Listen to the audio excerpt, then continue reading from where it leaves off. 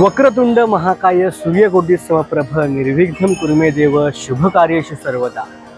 मंडळी, सर्वत्र गणेशोत्सवाचा उत्साह आपल्याला पाहायला मिळतो। महाराष्ट्रच नव्हे, भारतच नव्हे तर जगभर गणेशोत्सव अतिशय उत्साही वातावरणामध्ये साजरा होतोय। आणि अर्थातच या गणेशोत्सवाची सुरुवात जिथून झाली त्या पुण्यामध्ये आता आपण आहोत। आणि पुण्यामध्ये आपल्या सर्वांना माहिती आहे, लोकमान्य टिळक, भाऊ रंगारी अशा लोकांनी गणेशोत्सवाला सुरुवात केली।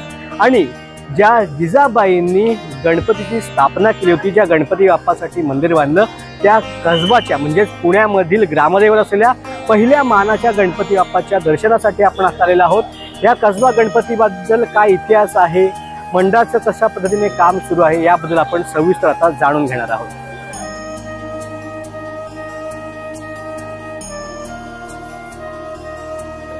पुण्याच्या कसबा पेठेमध्ये असलेला हा गणपती म्हणजे कसबा गणपती कर्नाटकमधील इंडी येथून आलेल्या ब्राह्मणांच्या 8 कुटुंबापैकी ठकार नावाच्या एका कुटुंबाने कसबा गणपतीची स्थापना केली आणि जिजाबाई यांनी हे देऊळ बांधले।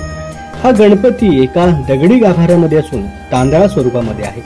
तांदळा म्हणजे हातपाय वगैरे अवयव नसणारी मुखवटा वजा मूर्ती। आज या मंदिरामध्ये असलेल्या या मूर्तीच्या डोळ्यात हिरे आणि नाभिस्थानी माणिक बसवलेलं पाहायला मिळतं।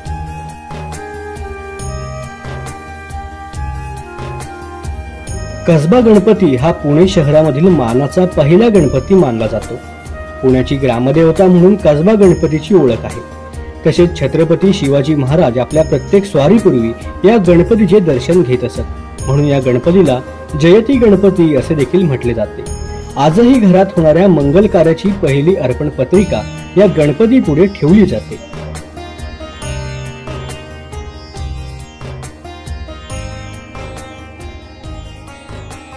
सर्वप्रथम सर्व भाविकांना मी आपल्या गणेशोत्सवाच्या हार्दिक शुभेच्छा देतो। मानाचा पहिला कसबा गणपती मंडळ म्हणजे माहीत असेल, पण परत एकदा सांगतो, कारण रिट्रेटिंग द फॅक्ट्स ही खूप महत्त्वाची असते की जिजाऊ औरंगजेबाने ज्यावेळेस गाढवाचा नांगर फिरवून ते पुणे उद्ध्वस्त केलं होतं। जिजाऊंनी सोन्याचा नांगर फिरवला आणि एक असं शहर बसवेल जे आपल्या जगाला आणि भारताला दिशा देईल, याने त्यांनी सोन्याचा नांगर फिरवला। त्यात एक अशी आख्यायिका आहे की समोरची मंदिरातली मूर्ती त्यांना ती सापडली आणि त्याची त्यांनी प्राणप्रतिष्ठापना केली। त्याचं नाव आहे कसबा गणपती। त्याचं नाव आहे जयती गजानन, म्हणजे जो आतापर्यंत जय देतो तो जयती गजानन। म्हणजे आपण ज्या परिसरात आहोत तिथे आपले छत्रपती शिवाजी महाराज, राजमाता जिजाऊ यांनी हा परिसर बसवला। हा परिसर म्हणजे 12 बलुतेदारांचा परिसर आहे, त्याला कसबा। विविध भागातनं त्यांनी वेगवेगळी लोकं आणली आणि हे शहर बसवलं। आता अर्थातच गणेशोत्सव ज्यावेळेस चालू झाला की गणेशोत्सवाचा उद्देश होता स्वातंत्र्य प्राप्ती, समाज प्रबोधन। त्यावेळेस पहिलं कोण विसर्जित होणार याच्यावर वाद झाला। तो लोकमान्य टिळकांनी पहिला मान ग्रामदैवतासमोर बसणारा गणपती म्हणून कसबा गणपतीला पहिला मान दिला। पहिला मान म्हणजे काय, तर पुण्याच्या गणेशोत्सवाच्या विसर्जनाची सुरुवात कसबा गणपती मंडळापासून होते, म्हणून मानाचा पहिला श्री कसबा गणपती। आता आपण जर बघत आहे की आपल्याला गणेशोत्सव चालू झाला होता स्वातंत्र्य प्राप्तीसाठी, समाज प्रबोधनासाठी।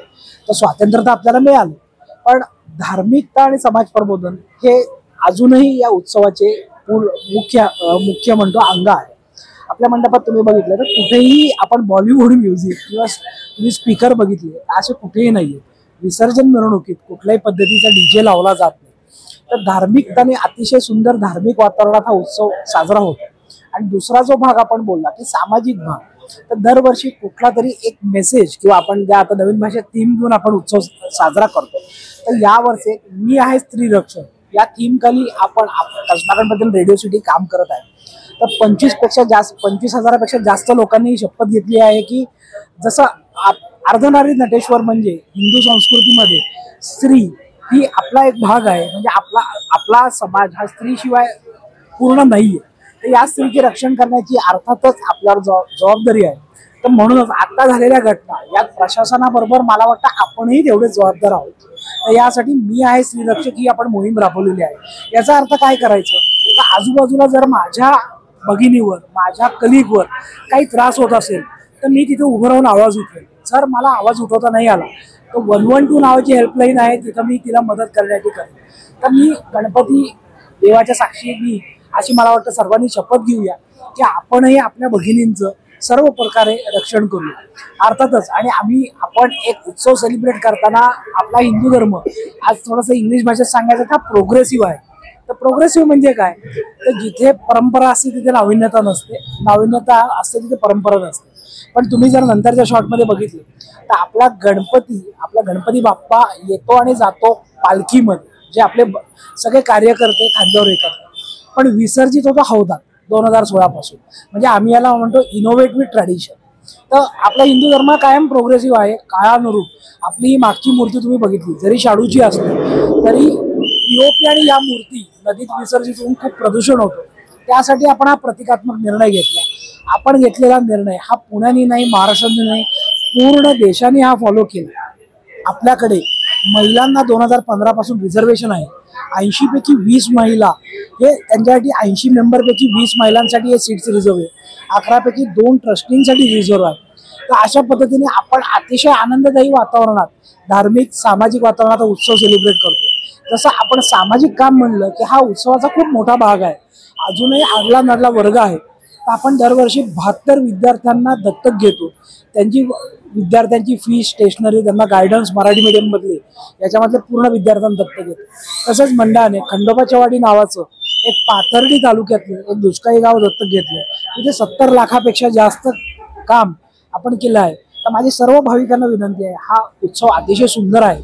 सर्वांनी आपण सहभागी होऊ आणि सर्वांनी आपण अनिष्ट प्रथा जसे डीजे, डॉल्बी, हे काही मुठभर लोक सगळ्यांकडनं चुका होतात. तर तुम्ही समजून सांगा, पण या उत्सवात नक्की तुम्ही सगळे सहभागी या. मोरया. कसबा गणपती मंडळाने यंदा देखावा म्हणून अष्टविनायक पैकी सिद्धटेकच्या गणपती मंदिराचा देखावा साकारलाय. दरवर्षी अष्टविनायक पैकी एका गणपतीची प्रतिकृती आपण साकारणार असं मंडळाने न्यूज अंकटशी बोलताना स्पष्ट केलं. त्याचबरोबर जर पाहायला गेलं तर सध्याच्या काळात महिलांच्या सुरक्षेसाठी गणपती मंडळाने महिला सुरक्षापर प्रतिज्ञा देखील घेतल्याचं आता पाहायला मिळतंय.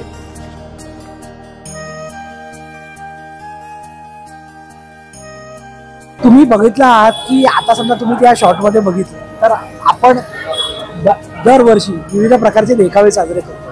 तर आत्ताचा देखावा हा सिद्धटेक गणपती अष्टविनायकापैकी एक आहे. आपला पुढच्या 6 वर्षात उरलेले 6 अष्टविनायक करायचा मानस आहे. आणि यात आनंदाची बाब म्हणजे असे की काल महाराष्ट्रातल्या सर्व अष्टविनायकाचे ट्रस्टी इथे पाली महडपासून सगळे लांबून इथे दर्शनाला आले होते.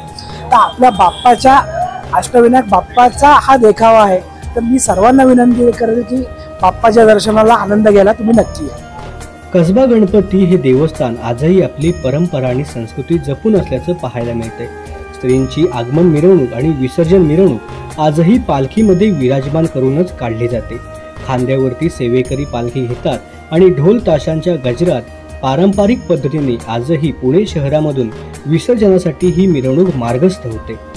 पुण्यामधील पहिला मानाचा गणपती म्हणजे कसबा गणपती. या गणपती बाप्पाचं आपण दर्शन घेतलेलं आहे. या मंडळाबद्दल सविस्तर माहिती आपण जाणून घेतलेली आहे. त्याचबरोबर यंदाची त्यांची थीम आहे जी स्त्री रक्षक थीम आहे, त्याबद्दल देखील आपण सविस्तरपणे जाणून घेतलेलं आहे. आता वेळ झाले पुढच्या मंडळामध्ये जाऊन त्या गणपती बाप्पाचं दर्शन घेण्यासाठी. अर्थातच दुसरा मानाचा गणपती म्हणजे तांबडी जोगेश्वरीचा गणपती बाप्पा, या गणपती बाप्पाच्या दर्शनासाठी चला आपण जाऊया.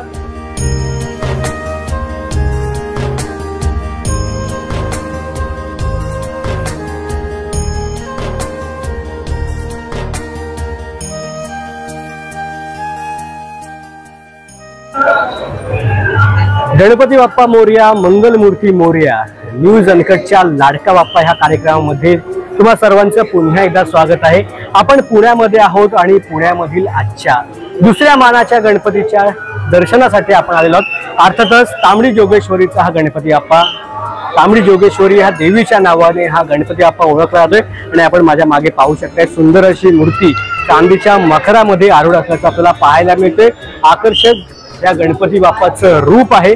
आणि ह्या एकूणच मंडळाचा काय इतिहास आहे, गणपतीची स्थापना कधी झाली, कशी झाली आणि कशा पद्धतीने मानाचं दुसरं या ठिकाणी स्थान ह्या गणपती बाप्पाला मिळालेलं आहे, ह्या संपूर्ण गोष्टीबद्दल आपण मंडळाच्या पदाधिकाऱ्यांकडून अधिक माहिती जाणून घेणार आहोत.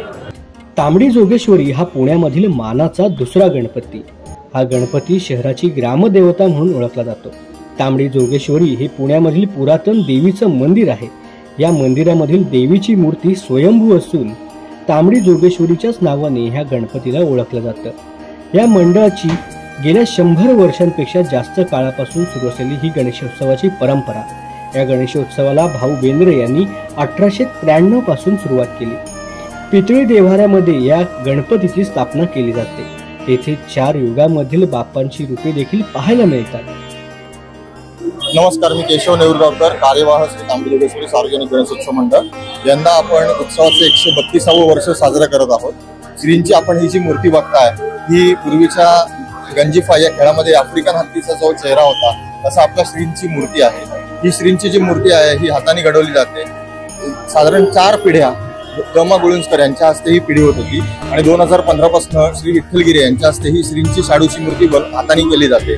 दरवर्षी चांदीच्या पालखीमध्ये विराजमान होऊन श्री उत्सव मंडपात येतात आणि विसर्जनाच्या दिवशी याच पालखीतून आणि मानचिन्ह आहेत, अब्दागिरी आहेत, त्याच्यामध्ये वाजत गाजत श्रींच्या मूर्तींचं विसर्जन होतं। यंदा जर आपण बघितलं असेल तर स्वानंद निवास हा आपण एक देखावा केलेला आहे। याच्यामध्ये श्री भूतलावर अवतरून त्यांच्या भक्तगणांना आशीर्वाद देण्याचं काम करत आहे। याच प्रकारे आपण दरवर्षी विविध प्रकारचे उपक्रम साजरे करतो। आत्ताच गणेशोत्सवामध्ये आपण रक्तदान शिबिर, फिजिओथेरपी शिबिर, तसंच आपले जे पोलीस मित्र त्यांना आरोग्यदायी वाटावं म्हणून आय ड्रॉप्स आणि घशासाठी गोळ्या देतो की जे 24 तास मारा करतात। त्याच्यामुळे त्यांच्या तब्येतीची काळजी मंडळातर्फे घेतली जाते। या व्यतिरिक्त वर्षभरात आपण विविध उपक्रम साजरे करतो। त्यातला सगळ्यात महत्त्वाचा उपक्रम आपला जो आहे तो म्हणजे ग्रामदेवता पुरस्कार। यंदा 25 ऑगस्ट रोजी ग्रामदेवता पुरस्कार आपण दिला। जे लोक समाज बदलाचं काम करतात अशा लोकांसाठी आपण हा पुरस्कार देतो। या यंदाचा पुरस्कार हा डॉक्टर अभिजित सोनवणे, जे डॉक्टर्स फॉर बेगर्स म्हणून खूप प्रसिद्ध आहेत, यांना देण्यात आला। त्याच्या मागची संकल्पना ही आहे की ते जे लोक आहेत की जे विविध मंदिरांच्या भागात आपण भिक्षागिरी बघतो यांच्या ते आरोग्याची सुविधा किंवा आरोग्याची सोय बघतातच, पण याच्या व्यतिरिक्त त्यांचा मुख्य उद्देश आहे की त्यांनी भीक मागण्यापासून परावृत्त होऊन मेनस्ट्रीम मध्ये येऊन त्यांना काहीतरी व्यवसाय करून द्यावा। मंडळाने त्यांना जे आता यंदाच्या वर्षी जे आपण त्यांना पुरस्कार दिला त्यातनं त्यांनी 3 ते 5 लोकांना त्यांचा हातगाडी व्यवसाय वगैरे सुरुवात करायला मदत केली। अशा प्रकारे आता आपण विविध उपक्रम पण साजरे करत आहोत आणि वारकऱ्यांना किट वाटप असेल किंवा अन्नदान असेल, आत्ताच नुकताच पुण्यामध्ये जो पूर येऊन गेला तिथं लोकांना जीवनावश्यक वस्तूंचं वाटप इत्यादी उपक्रम आपण करत असतो।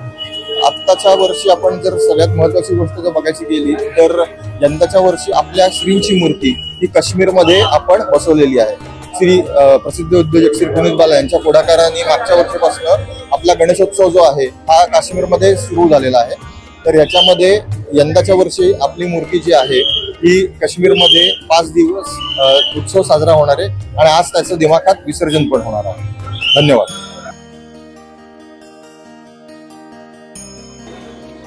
या गणपती बाप्पाची विशेषता म्हणजे या मूर्तीला आफ्रिकन हत्तीचा चेहरा आहे। असा चेहरा असलेली ही एकमेव मूर्ती आहे।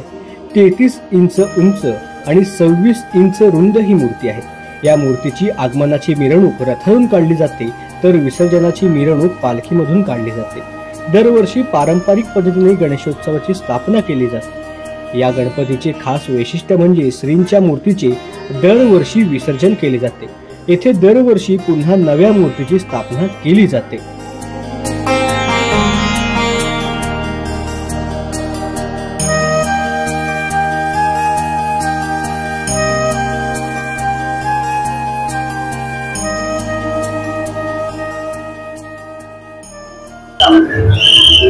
तांबडी जोगेश्वरी गणपती बाप्पाबद्दल अधिक माहिती आपण जाणून घेतली। हा जो देखावा आहे त्याबद्दल देखील आपण माहिती जाणून घेतलेली आहे आणि हे पुण्यामधील मानाचं दुसरं मंडळ आहे आणि म्हणूनच मोठ्या संख्येने भाविक देखील या ठिकाणी येत असल्याचं आपल्याला पाहायला मिळतं। आणि ही तीच पालखी आहे ज्या पालखीच्या माध्यमातून गणपती बाप्पा या ठिकाणी स्थानापन्न देखील होतात आणि ज्यावेळेला विसर्जनासाठी मिरवणूक निघते त्यावेळेला ह्याच पालखीच्या माध्यमातून गणपती बाप्पाची पारंपरिक पद्धतीने मिरवणूक ही काढली जाते। अशाच विविध मंडळांची माहिती आणि बाप्पांचं दर्शन आपण घेतच राहणार आहोत। त्यासाठी पाहत राहा न्यूज अनकट। व्हिडिओ जर्नलिस्ट वैभव सह मी सिद्धेश, पुणे।